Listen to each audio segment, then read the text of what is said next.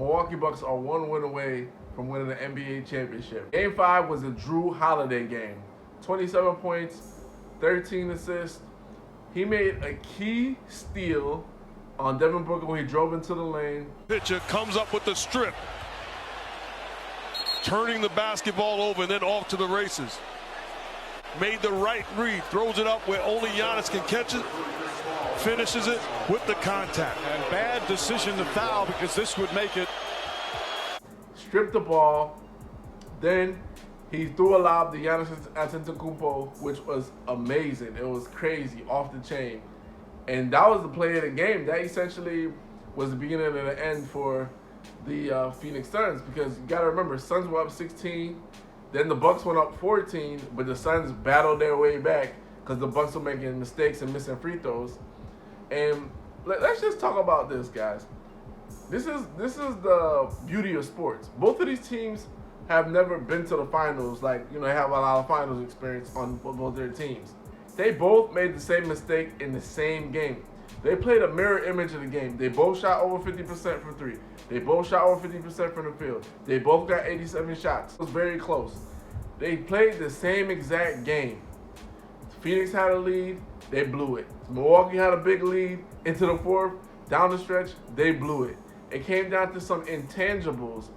And when I'm seeing here, you know, despite any one player, like Drew Holiday really stands out, but what I'm really seeing here is this. The Phoenix Suns, they played all their cards that they could play. That dynamic pick and roll has been shut down. Devin Booker is giving you 40 points, but that doesn't matter. Their defense is getting exposed because they're not getting back in transition. Milwaukee had outscored them in fast break points. Basically, it's a wrap for the Suns. Like, they have no other answer. They have no other play. They have no other person to guard. You got to think about this, right? A lot of the reason why people pick the Suns is because Giannis was injured. And, you know, you hate to bring that back, but now we're going to look at both, because both teams played a lot of injured teams. But when you're looking at, right, you're looking at the Phoenix Suns, Lakers, who they played in the first round, Anthony Davis, big cog, was out. Jamal Murray the next round, out.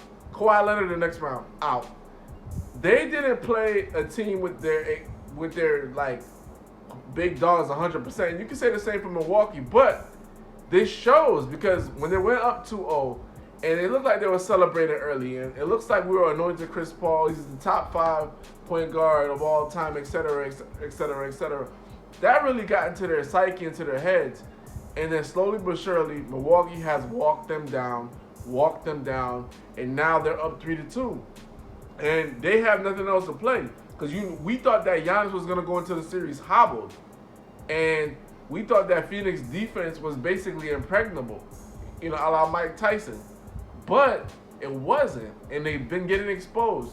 CP3, especially because Middleton's been taking them down in the post and scoring, but Devin Booker as well, because you got to understand, Middleton is giving 29 and 30 to Booker as well. So Booker's going for 40, but he's giving up 29 on the other end. And that is not a recipe for winning. You can't, as a team, score for Phoenix. You can't be shooting, they shot 60% from the three, over 50% from the field, but you're giving up the same you're giving up the same numbers to the Milwaukee Bucks. It just doesn't work. You're going to have to pick one. Either you're going to score and play defense, or you're going to play defense and barely score. But you're not going to score and then let them score. You just can't do that. You can't forget about one part of the game. And that's why, if you look at this, and when a lot of Eastern Conference teams win the NBA championship, it's usually against a Western Conference team that doesn't hang their hat on defense.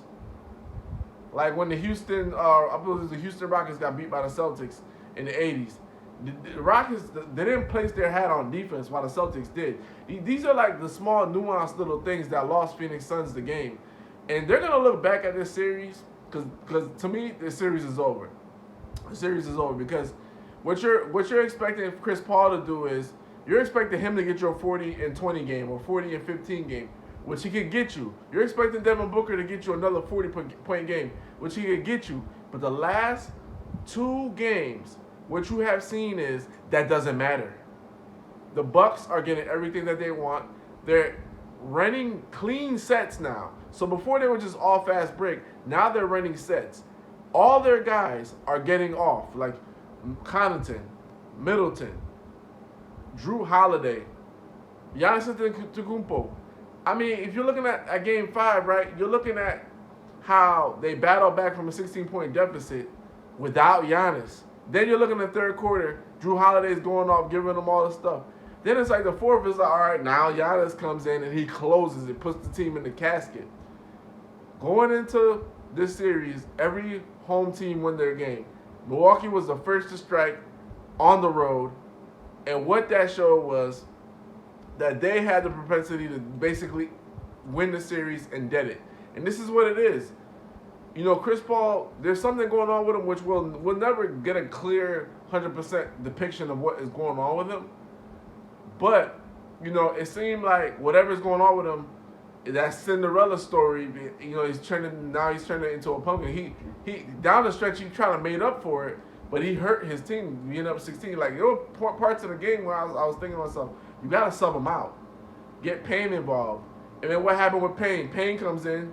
He's mad that the tempo slowed up, and you saw how that affected all the team members. But the problem for the Suns is this: the house is on fire. Every other person now is getting off. Bobby Portis, Connaughton, everybody is they're getting what they want now. So now it's too late now. They've seen all your nuances of how you were going to shade the defense and things like that. They've seen it all, and now it's over. So like when you're into the 5th, 6th, 7th game of the series, it's no longer about strategy. It's just about playing. It's just about who's gonna execute better. It's strategies out the window, talents out the window. It's all about execution.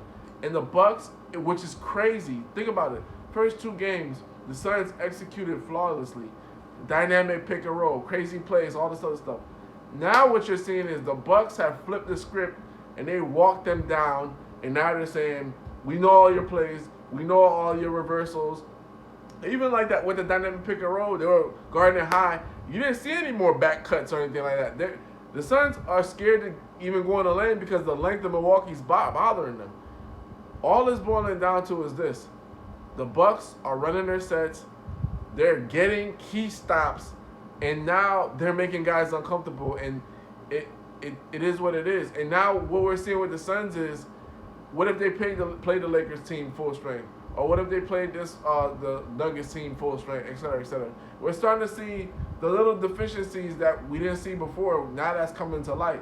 And now you can say the same about Milwaukee. What if they play the Brooklyn Nets full strength or whatever? The only difference with Milwaukee, and I think this really helped them, Miami, they ran through them or whatever the case is. When they finally got to Brooklyn, which was key, right? When they got to Brooklyn, 7-game series, all this other stuff. Look, man, the way that KD challenged them, the Suns didn't face a challenge like that. LeBron didn't give him a challenge like that. The Joker didn't give him a challenge like that. Paul George, he gave him a challenge. I would say that Paul George gave him a challenge, but eventually, you know, he was just outmanned and outgunned. So the thing with Milwaukee was they could have still lost that series. So all that pressure and playing in that pressure-packed situation, and it's basically a foot on the line where we're talking about the Brooklyn Nets being in the NBA Finals. That prepared them for the pressure in the NBA Finals. And now you see how pressure has basically molded a diamond. You're looking at the three guys, Antetokounmpo, Holiday, and Middleton, combined for 80-plus points. And this is like the second or third game that they've done this again. Like, they're going home. That arena is going to be rocking from 18 to 20,000 people. But the outside crowd, there's about 25 to 30,000 people outside. They say it's 22,000. It's 20 to 30,000 people outside. It's 50,000 all around in and out of the arena. The Suns, if they go down like 6 or 7 points, it's going to feel like 12. They're not coming out of that. They're not coming out of that. The guys haven't shown that they have the propensity to play well on the road. The 3-ball, which, you know, they've been living and dying about it, but On the road, it hasn't been really well. You're expecting Devin Booker to give you 40. You're expecting Chris Paul to give you 30 to 40 and 20 assists. I think it's over. The Bucks are going to go ahead and cash out on Game 6. And that's not a knock on CP3. I think, he's one of the best point guards of all time. I'm always going to remember that. But I think this just says more about the Bucks. Like, you can say, like, too old or the Suns blew it. To me, this says way more about the Bucks. Because for Budenholzer to be criticized the way that he is, for Giannis to be criticized the way he can't hit free throws, this, that, and the third, down the stretch, you thought they were going to choke up the game. You're like, man, what are you doing? And they still came through in the clutch, despite all their errors, despite missing free throws, despite giving up big threes by CP3, despite giving up threes to Mikal Bridges. For them to get back in the game, they closed out the game. And that is the mark of a champion, is that closure. Is finding a way to win no matter what. And the Bucks have figured it out. And you got to tip your hat to them. Who's Structure, Who Speaks Hoopla? Like, comment, subscribe.